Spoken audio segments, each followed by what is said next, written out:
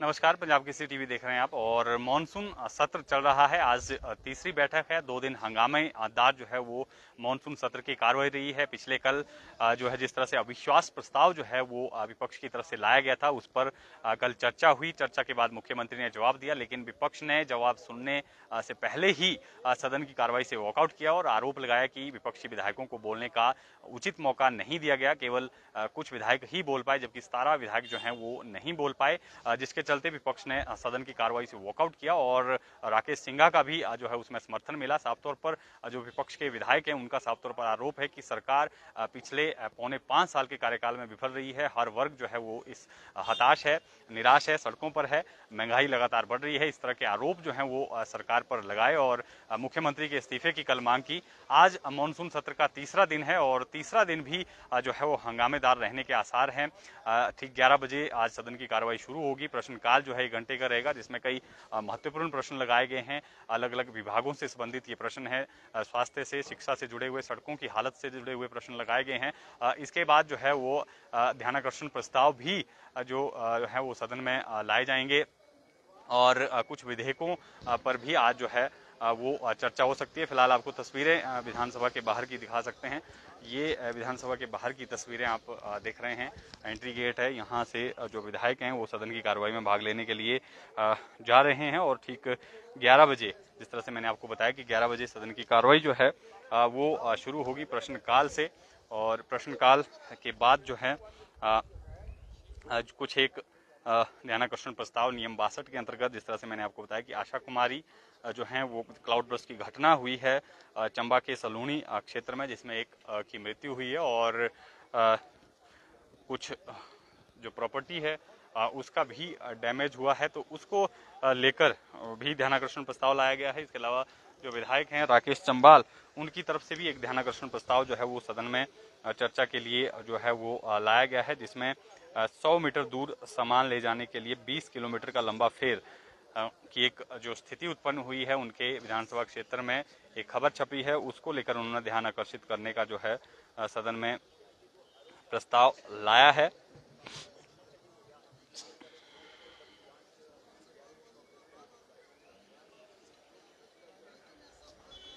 इसके अलावा कई प्रश्न जो हैं आज विधायकों की तरफ से पूछे गए हैं और नियम 130 के अंतर्गत भी जो प्रस्ताव है वो चर्चा के लिए लाया गया है।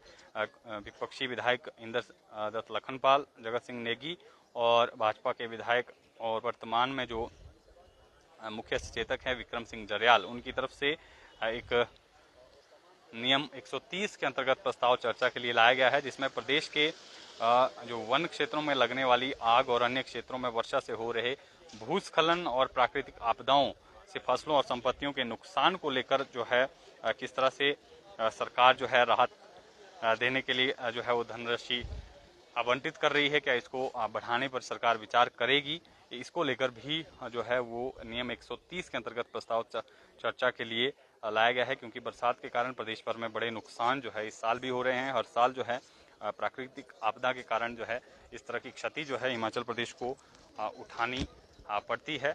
और ये देख सकते हैं आप तस्वीरें, विधायक जो हैं वो सदन की कार्रवाई में भाग लेने के लिए जा रहे हैं।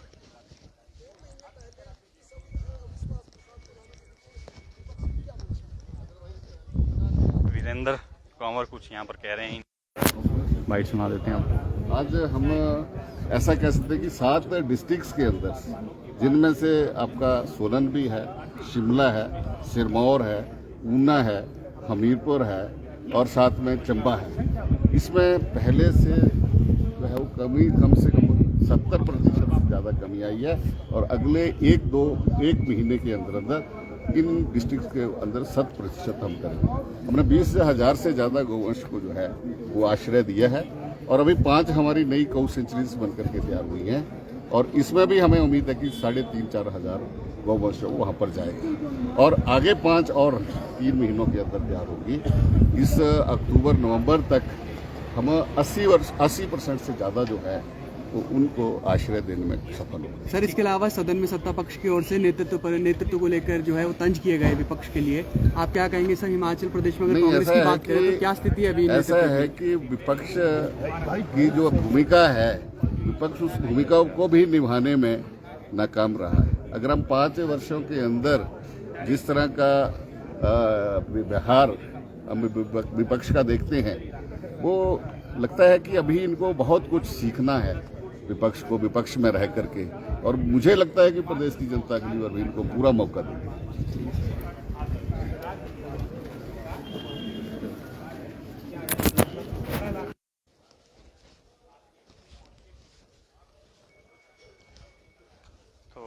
मंत्री वीरेंद्र कंवर को सुन रहे थे आप। साफ तौर पर उन्होंने कहा है कि विपक्ष अपनी भूमिका को सदन के अंदर निभाने में नाकाम रहा है और प्रदेश की जो जनता है वो उन्हें आने वाले समय में और मौका देगी विपक्ष की भूमिका निभाने का। इस तरह का इन्होंने तंज जो है वो कसा है।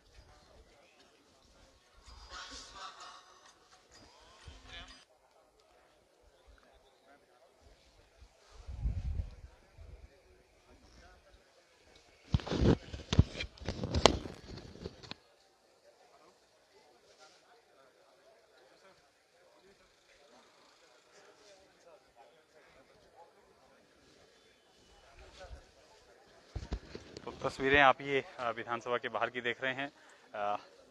विधानसभा मॉनसून सत्र का तीसरा दिन है और आज भी हंगामे के आसार है। विपक्ष इस बार जो है आक्रामक रुख अपनाए हुआ है। चुनावी वर्ष है, ऐसे में हर मुद्दा जो है विपक्ष बुलाने की कोशिश कर रहा है ताकि चुनाव में उनको इसका फायदा मिल सके, चाहे महंगाई हो, बेरोजगारी हो, भ्रष्टाचार हो या स्वास्थ्य से जुड़े हुए मसले हों या सड़कों से जुड़े हुए मसले हों।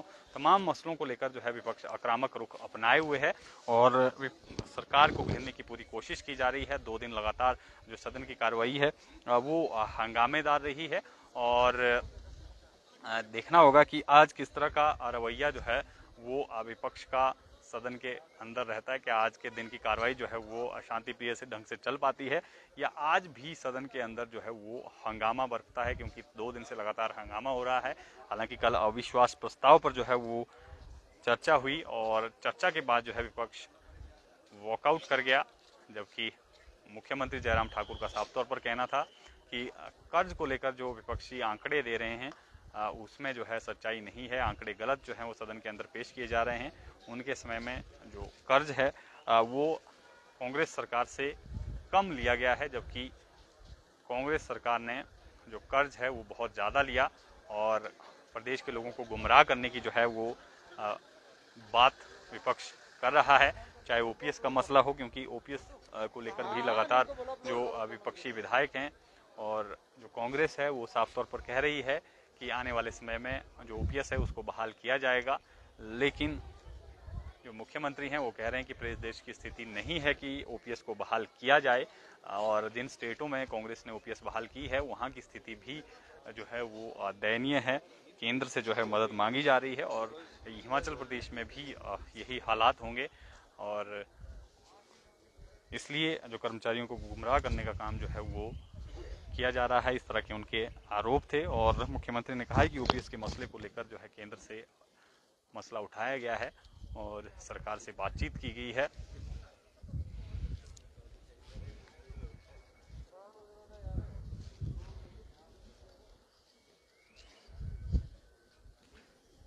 तो फिलहाल के लिए आपको इसी अपडेट के साथ छोड़े जाते हैं। ताज़ा तरीन अपडेट के साथ आपके साथ फिर जुड़ेंगे। किस तरह का रवैया आज विपक्ष का सदन के अंदर रहता है, किस तरह से सदन की कार्रवाई चलती है, तमाम जानकारी के साथ फिर जुड़ेंगे। आप बने रहें पंजाब केसरी हिमाचल के साथ।